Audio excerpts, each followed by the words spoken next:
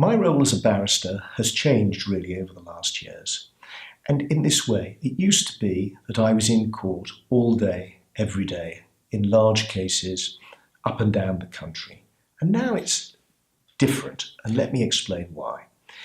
First of all, I find that clients come to me more and more directly under the new rules of direct access, which enables a client to come direct to the barrister without first going to a solicitor. And this has meant that the barrister, and certainly I have been involved, negotiating with a regulatory authority or investigating officer from the very start of a case. This gives the barrister an enormous advantage, and one, in truth, that the solicitor doesn't always have. And it's this.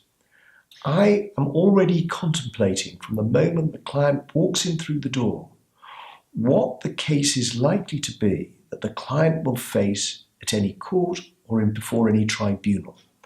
And so we are planning a strategy from the very first moment to ensure either that my client doesn't ever have to face a tribunal because we'll have dealt with the investigation properly, or if he does, we'll have limited the allegations as much as we possibly can, and we will have advised from the outset the best way to approach them before the panel who will hear the case.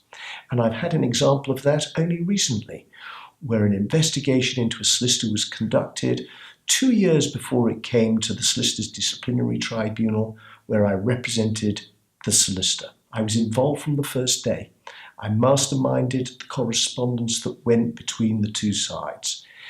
At the end of the panel, which lasted about 3 weeks, spread over an entire year with all the stress and anxiety for the client that there was, nonetheless, we won on every single charge.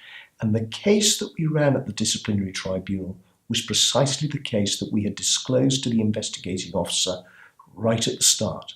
Another way in which my practice has changed has been as a consequence of the enactment of the Proceeds of Crime Act and the Bribery Act. Let me deal with money laundering first. I get a great deal more. I call on my time to provide advice from professionals, solicitors and accountants, those involved in the regulated sector, in order to comply with their reporting duties that are enjoined by the Proceeds of Crime Act. And so I will be providing and seeing solicitors and accountants, professionals and non-professionals in relation to that in chambers. In addition, we have had the recent implementation of the Bribery Act, which has caused corporates, large and small, a number of thorny and difficult problems. And I too have specialised in this particular area, and I'm regularly consulted for advice in relation to problems that have occurred both here and abroad. I'm helped in some small way because I have an association in America, in New York, with a firm there, and also with an Italian studio of lawyers just outside Venice. And those kind of matters are now the kind of practice that involve a great deal of my time, quite apart from the other work that I do. So you can see it's quite a full range, and in many ways different from the barrister who was running around the magistrates' courts 28 years ago, very excited at the idea of making a closing speech. Things have moved on.